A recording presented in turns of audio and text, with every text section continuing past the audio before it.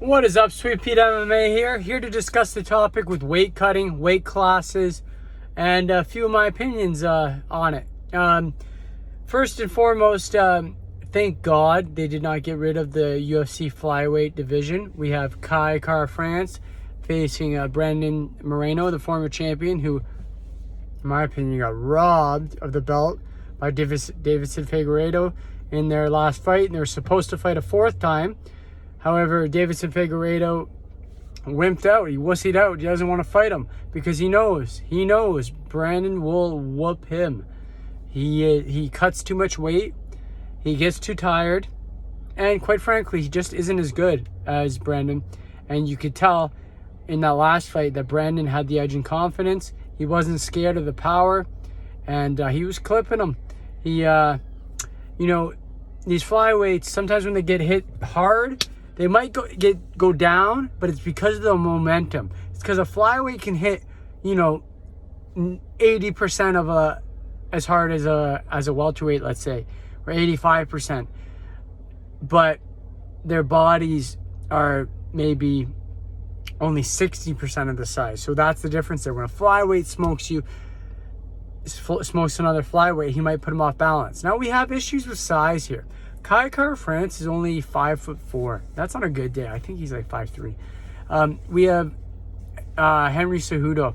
He's like probably 5'2". We have Demetrius Johnson. He moved to a one championship, and we saw him lose a recent fight to his opponent who was like 5'7", 5'8", fighting at 125. They do a rehydration system for their weigh-ins. There's two options here: abandoned weight cutting, and then you'll get true 125ers. Because what you're getting right now is guys that are anywhere from 5'2" to 5'11", which is pretty much most guys. I guess, a lot of guys are 6 feet and over, but not that many. More guys are 5'8" to 5'11", but you're getting guys 5 feet tall to 5'11", 6 feet tall, fighting anywhere 125, 135, 145, 155, up to 170, based on their build. But also, when you get to these smaller guys like Kai Kara-France, he could cut to 115, and that would be an exciting weight class. Demetrius Johnson could cut to 115. That would be exciting. I think there should be a strawweight men's weight class in the UFC. I also think that they should probably have 155, 170, 185, 205, 225, and then just heavyweight 265 up, or make that to 285. Anyways, I'm a big proponent for allowing these guys to either fight at their natural weight, get rid of the weight cutting, or put in lower weight classes, because you're going to see Kai Kara-France probably lose to Brandon Moreno due to a size disadvantage. Brandon Moreno is every bit of 5'7". I think he's a 69-inch reach, which I think I'm I say 5'9", probably like 5'8.5" or something. And I have a 69.5-inch reach. You typically have a reach about the same as your height, maybe an inch longer.